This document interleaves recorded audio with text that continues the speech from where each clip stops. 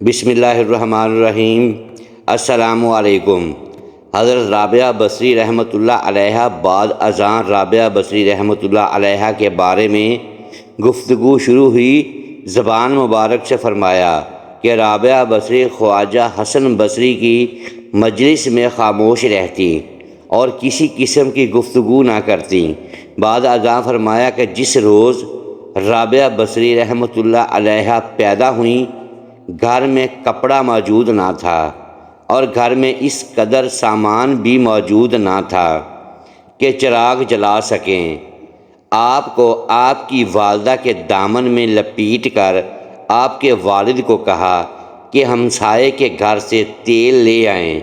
آپ کے والد بزرگوار ہمسائے کے گھر کے کواڑا کو ہاتھ لگا کر چپ چاپ واپس چلے آئے اور کہا کہ وہ سوئے ہوئے ہیں۔ انہوں نے دروازہ نہیں کھولا۔ اسی طرح ملول خاطر ہو کر سو رہے۔ اسی رات خواب میں دیکھا کہ رسول اللہ صلی اللہ علیہ وآلہ وسلم فرماتے ہیں کہ ملعون نہ ہو، یہ نتیجہ تمہارے حق میں نیک ہوگا، کیونکہ اس کی خاطر میری امت کے 70,000 آدمی بخشے جائیں گے۔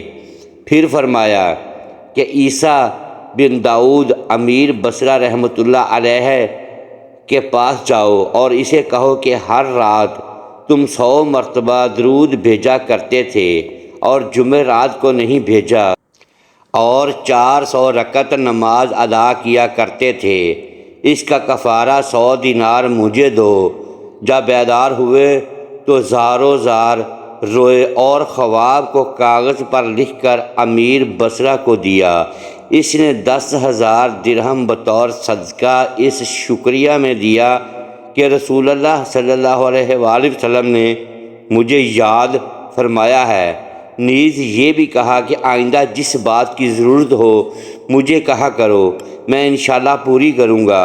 بعد ازاں رابعہ بصری رحمۃ اللہ علیہ کی بزرگی کے بارے میں فرمایا کہ جب آپ کچھ بڑی ہوئیں تو آپ کے والدین کا انتقال ہو گیا، اور جب بصرے میں قحط پڑا اور آپ کی بہنیں جدا جدا ہو گئیں تو آپ ایک ظالم کے ہاتھ آئیں جس نے آپ کو چند درہم لے کر فروخت کر دیا۔ ایک روز بدبخت نامحرم نے آپ کا ہاتھ پکڑنا چاہا۔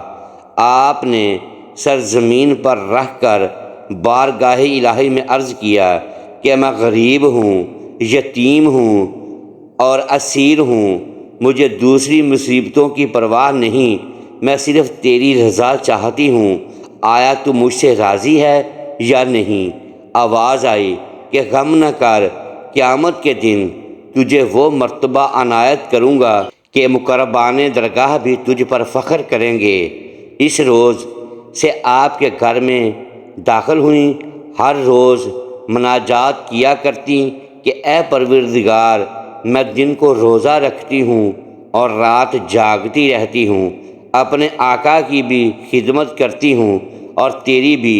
ایک رات آقا کی آنکھ کھلی تو کیا دیکھتا ہے کہ رابعہ بصری رحمۃ اللہ علیہ سر مسجود ہو کر بارگاہ الہی میں عرض کر رہی ہیں کہ پروردگار، تجھے اچھی طرح معلوم ہے کہ میرے دل کی خواہش عین تیری مرضی کے موافق ہے، اور میں بصر و چشم تیری بارگاہ کی خدمت گزار ہوں اور کسی دم بھی تجھ سے غافل نہیں، لیکن میں کیا کروں؟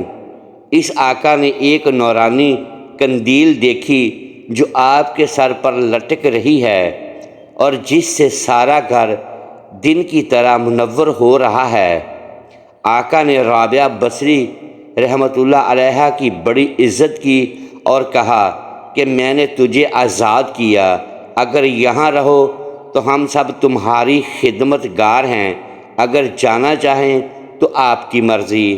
آپ وہاں سے چلی گئیں اور مطلبی شروع کی، لیکن بعد میں اس سے توبہ کر کے جنگل میں مقام کیا، مدت تک وہیں عبادت کرتی رہیں۔ پھر خواجہ صاحب نے فرمایا کہ رابعہ بصری رحمۃ اللہ علیہ دن رات میں 1000 رکعت نماز ادا کرتیں۔ خواجہ حسن بصری رحمۃ اللہ علیہ کی مجلس میں آیا جایا کرتی اور جو کچھ آپ سے سنتی اس پر عمل کرتیں۔ پھر جنگل میں کچھ مدت عبادت کر کے حج کا ارادہ کیا اور ایک گدھے پر اسباب لاد کر حج کو روانہ ہوئیں۔ جنگل میں پہنچ کر گدھا مر گیا۔ اہل قافلہ نے کہا کہ لاؤ ہم آپ کا اسباب اٹھا لیں۔ فرمایا جاؤ، میں تو کل بخدا ہوں۔ قافلہ چلا گیا اور آپ تنے تنہا جنگل میں رہ گئیں۔ بارگاہ الہی میں عرض کی، اے بادشاہ، تو عاجز عورت سے کیا کر رہا ہے؟ خود ہی تو مجھے اپنے گھر بلایا اور خود ہی راستے میں میرا گدھا مار ڈالا۔ اب جنگل میں تنہا رہ گئی ہوں۔ یہ کہتے ہی گدھا زندہ ہو گیا اور اس پر اسباب لاد کر پھر روانہ ہوئیں۔ مدت کے بعد دیکھا کہ اسی گدھے کو فروخت کر رہی ہیں۔ بعد ازاں اسی موقع پر فرمایا کہ جب رابعہ بصری رحمۃ اللہ علیہ عراق پہنچیں تو کہا، اے پروردگار، میرا دل ملعول ہے، میں کہاں جاؤں؟ میں ڈھیلے کو کیا کروں؟ وہ تو ایک پتھر ہے، مجھے تیرا دیدار چاہیے۔ اللہ تعالیٰ نے بغیر وسیلہ خود فرمایا کہ اے رابعہ رحمۃ اللہ علیہ، تو 18,000 عالم کی جستجو میں جا رہی ہے۔ کیا تو نہیں جانتی کہ موسیٰ علیہ السلام نے میرے دیدار کی درخواست کی اور جب ذرہ بھر تجلی پہاڑ پر کی تو اس کے 40 ٹکڑے ہو گئے؟ یہ بات جو تو کہتی ہے اس کا کون سا موقع ہے؟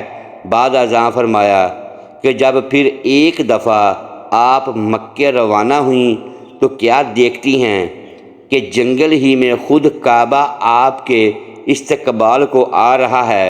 فرمایا مجھے کعبے کی ضرورت نہیں، مجھے کعبہ دیکھ کر کیا خوشی ہو سکتی ہے؟ میں تو کعبہ والے کا دیدار چاہتی ہوں، مجھے کعبہ درکار نہیں۔ محترم ناظرین، امید ہے کہ آپ کو یہ ویڈیو پسند آئی ہوگی۔ ایسی ویڈیوز کے لیے ویڈیو کو لائک کیجئے اور اپنے اس چینل کو سبسکرائب کر لیں اور بیل آئیکن پریس کر دیں تاکہ ہر نئی آنے والی ویڈیو آپ تک پہنچ سکے۔ شکریہ۔ اللہ حافظ۔ دعاؤں میں یاد رکھیے گا۔